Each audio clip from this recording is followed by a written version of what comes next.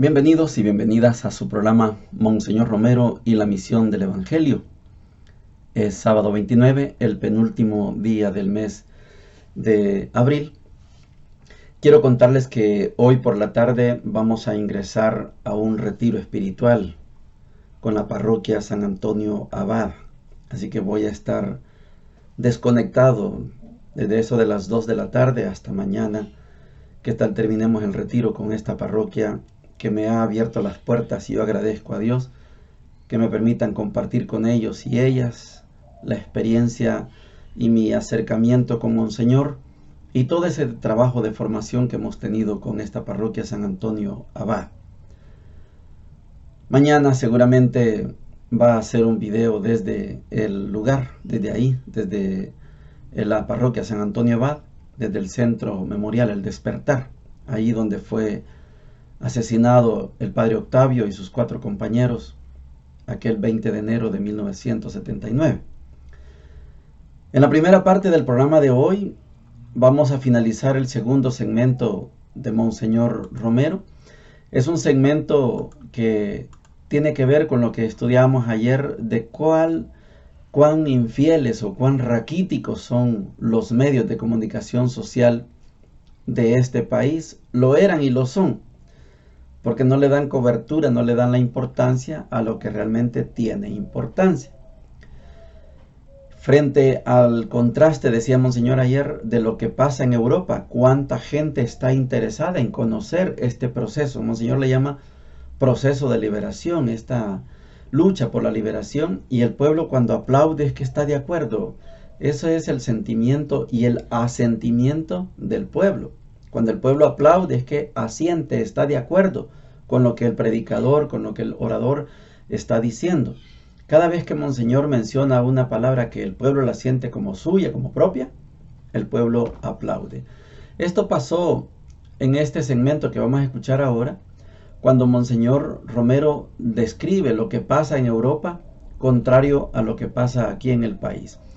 Para este segmento yo escogí la última de las frases que vamos a escuchar y vamos a ver en este video, porque hoy tenemos la posibilidad de ir leyendo, ¿verdad? En el video, en el canal de YouTube, ahora podemos ir leyendo la homilía, gracias a William Enrique Ramírez. Él nos ha estado asesorando cómo hacer esto, de poner los textos y el audio juntos, y ahora ya tenemos esa posibilidad de oír a Monseñor, pero también leer. Entonces, en la última parte, en la última estrofa que vamos a escuchar y leer de Monseñor Romero, dice lo siguiente, y es la frase, el pensamiento para hoy.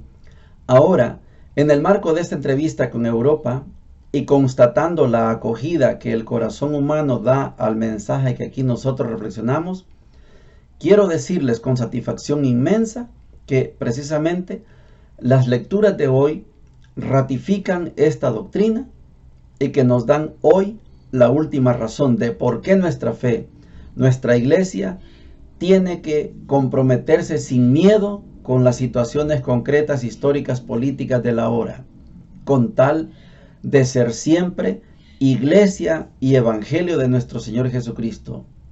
La fe en Dios compromete al hombre con la historia. Esta es la frase que escogí, porque Monseñor es un abanderado de la iglesia encarnada en la historia. No es una iglesia sacada de la historia, no. La iglesia de Monseñor Romero es una iglesia inserta, incrustada, unificada en la historia. Esto no son muchos los que hacen esto, lo que tratan de incrustar la realidad de la iglesia en la historia. Generalmente se tiende como que la historia va por un camino y la iglesia va por otro. No importa lo que pasa en la historia, lo importante es que la iglesia vaya en su camino. Esto es un error. Monseñor no hace como el tren caminar una historia en un carril y la otra historia en otro carril. La historia de la humanidad va aquí y la historia de la iglesia va aquí. No, Monseñor Romero logró la fusión. La historia camina en una sola vía. Ahí va la iglesia, ahí va la sociedad. Esto es una maravilla. Oigamos a Monseñor. Hoy puedo agregar al análisis de nuestras realidades nacionales la dimensión desde fuera de nuestra diócesis, la perspectiva desde Europa. Muchos nos desconocen, pero hay muchos que tienen interés, hay mucho interés por conocernos. Las noticias llegan sacadas del contexto y muchas veces no se les comprende. De allí la urgencia que yo decía de una información, no solo de noticias escuetas, sino de contextos históricos en que vive nuestra patria para comprender nuestros hechos. Traté que fuera mi trabajo de aclaración y por eso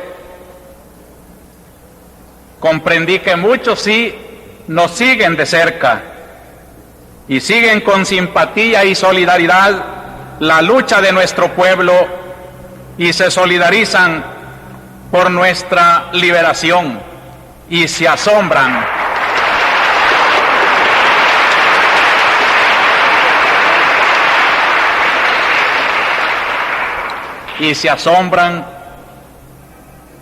de que exista todavía aquí una oligarquía tan cerrada y egoísta, tan insensible al sufrimiento de las mayorías.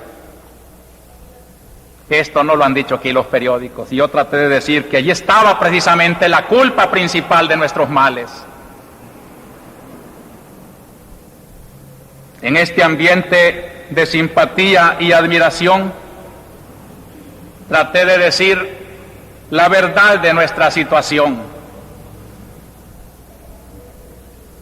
Este fue mi esfuerzo de objetividad y el espíritu cristiano con que traté de llevar estas declaraciones, no solo ante el Santo Padre y sus colaboradores en Roma, sino también al público en general, unas declaraciones que sentí que para muchos eran verdaderas revelaciones.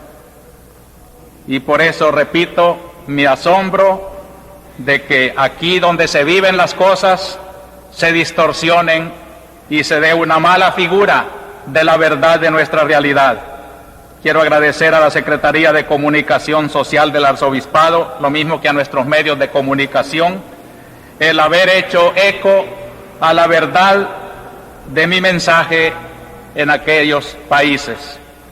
Ahora, en el marco de esta entrevista con Europa y constatando la acogida que el corazón humano da al mensaje que aquí nosotros reflexionamos, quiero decirles con satisfacción inmensa que precisamente las lecturas de hoy ratifican esta doctrina y que nos dan hoy la última razón de por qué nuestra fe, nuestra Iglesia, tiene que comprometerse sin miedo con las situaciones concretas, históricas, políticas de la hora, con tal de ser siempre Iglesia y Evangelio de nuestro Señor Jesucristo.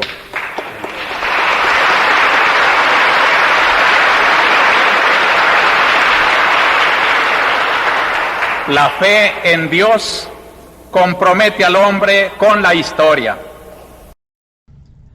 Continuamos con su programa Monseñor Romero y la misión del Evangelio en este penúltimo día del mes de abril, es un sábado. Y quiero decirles que ayer le dimos fuerza, le dimos mucha importancia a la figura de Pablo. Era la reflexión de Hechos 9, en ese segmento donde Dios le sale al encuentro a Saulo, lo convierte en Pablo, y la iglesia lo reconoce como San Pablo.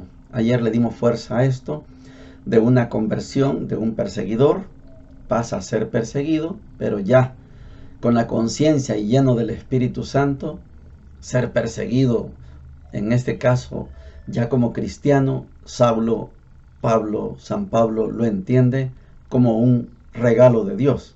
Y así fue como San Pablo fue capaz de entregar su vida a Cristo hasta las últimas consecuencias, incluso hasta el martirio.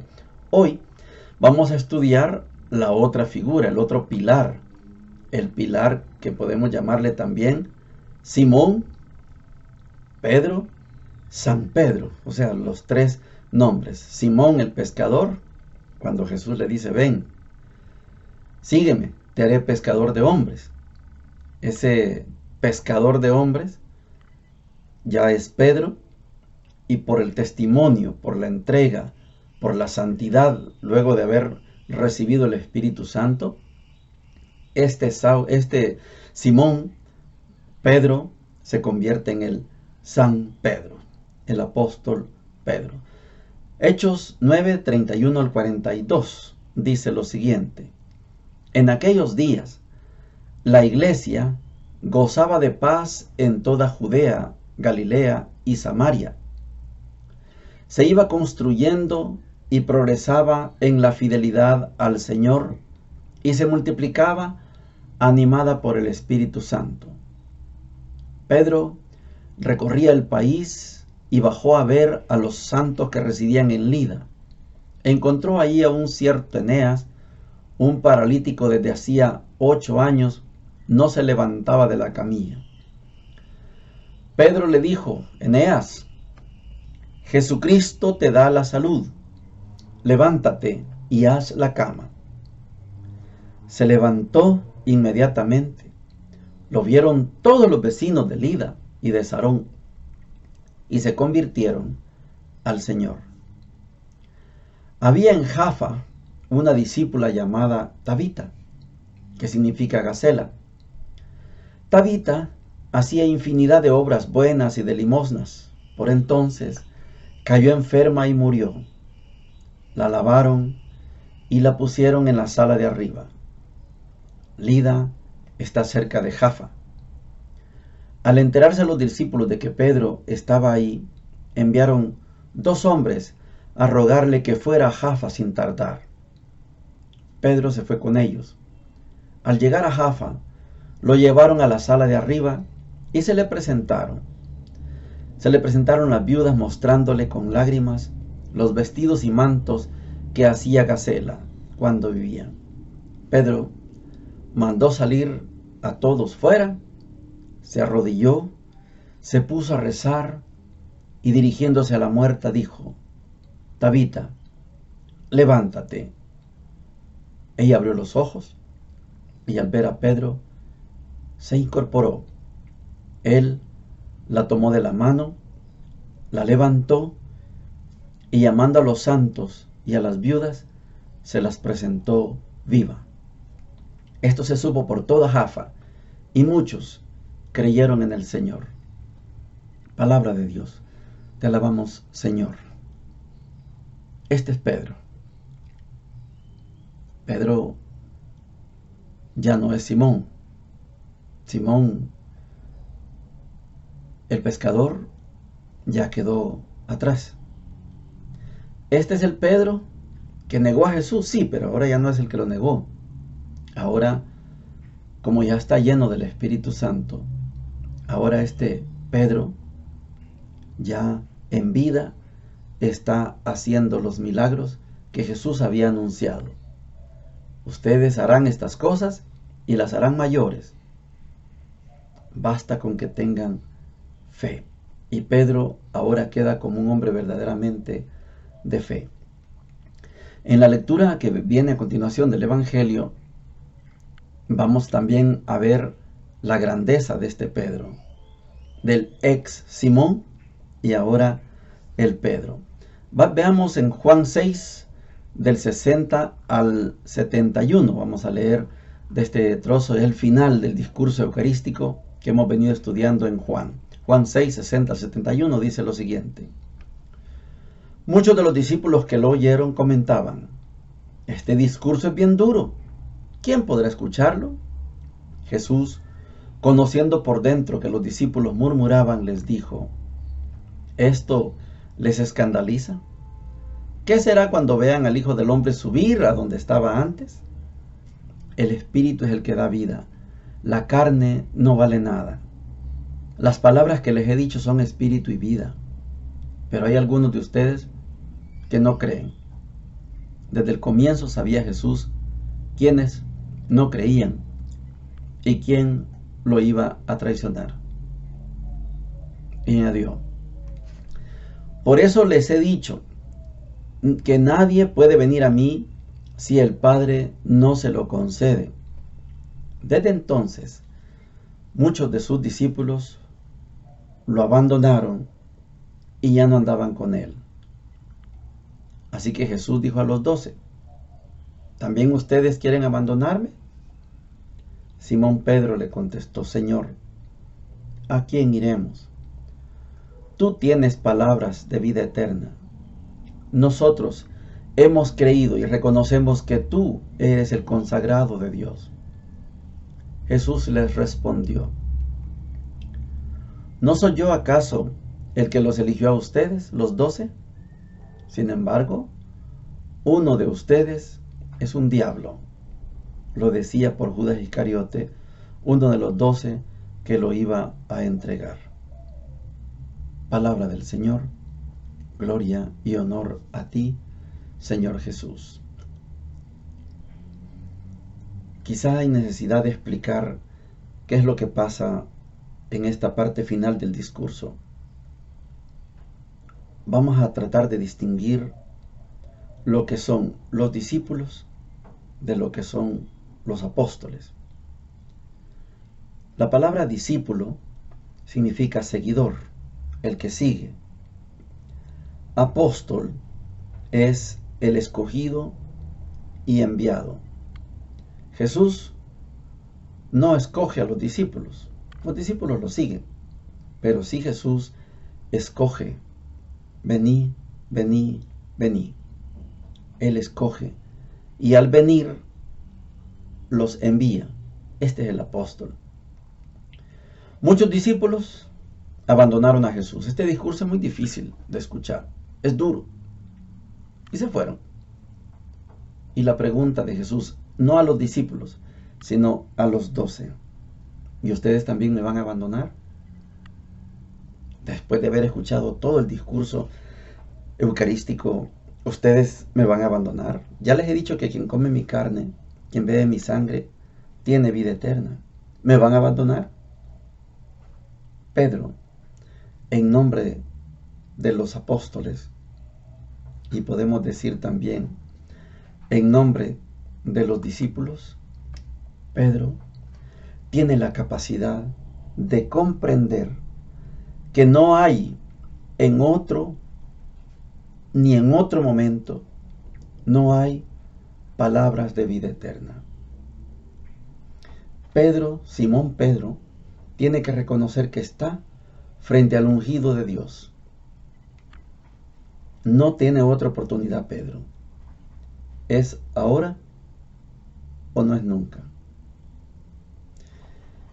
Esa conciencia de Pedro la necesitamos usted y yo, la necesitamos todos y todas. Saber que lo que estamos escuchando, aunque son palabras duras, no vamos a abandonar a Dios, no vamos a abandonar a Jesús, porque solo Él tiene palabras de vida eterna. Y hemos reconocido que Jesús es el ungido de Dios. Esta expresión de Pedro, del Simón Pedro, que para nosotros en la iglesia ya es el gran San Pedro, junto con San Pablo, los dos pilares fuertes de la iglesia. Como Él ha reconocido que solo Él tiene palabras de vida eterna, usted y yo tenemos que reconocer: no hay. Y aquí podemos pasarnos todo el día, toda la noche, comparando qué otras palabras nos llegan a nosotros. ¿Qué importancia le damos a esas palabras que llegan? ¿Las ponemos en primer plano y ponemos en segundo plano a Jesús? ¿O al revés? Ponemos en primer plano las palabras de Jesús y todo lo demás lo dejamos en un segundo plano. Hay disciplinas, correcto. Ayer en el mercado estuvimos platicando con uno de los amigos de esos filósofos que llegan y compran plátano, pero también platicamos un ratito. A la hora de hablar sobre Jesús, le decía en base a la experiencia que tuvo San Pablo. Le dice, usted dice que no cree en Jesús. Me decía, no, es que muchas de las cosas que dicen ahí no son ciertas. Y le digo a él, si Jesús se le apareciera a usted, estoy seguro que usted creería en Jesús. Pero está leyendo lo que escribieron sobre él. Y eso no es perfecto, es palabra de Dios, pero no es perfecto. Hay errores, hay incongruencias, correcto. Y me gusta, dice él, cuando aparece que Jesús lo regaña, correcto. Pero eso es lo que se escribió. ¿Cuánto habrá dicho y hecho Jesús que no se escribió? Esta fue una plática muy bonita ayer y quedamos en capítulo. Vamos a seguir en la próxima que nos llegue a comprar plátanos allá al mercado. Seguramente vamos a seguir hablando. Dios no tiene comparación. El que se encuentra de verdad con Dios nunca lo abandona.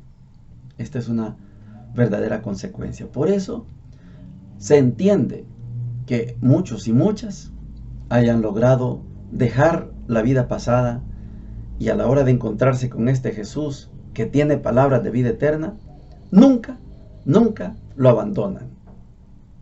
Aquí en el grupo que participamos en este programa, de verdad doy constancia que tengo muchos compañeros y compañeras que vienen de un proceso y cuando llegaron a conocer a Jesús con las palabras de vida eterna, jamás se le han dado la espalda a Jesús, jamás han abandonado a Jesús, igual que Pedro.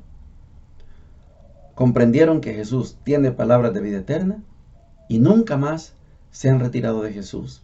Esto tiene mucho sentido para los amigos y amigas que están en la vida consagrada. Sacerdotes, religiosas, seculares, de los institutos seculares que escuchan este programa.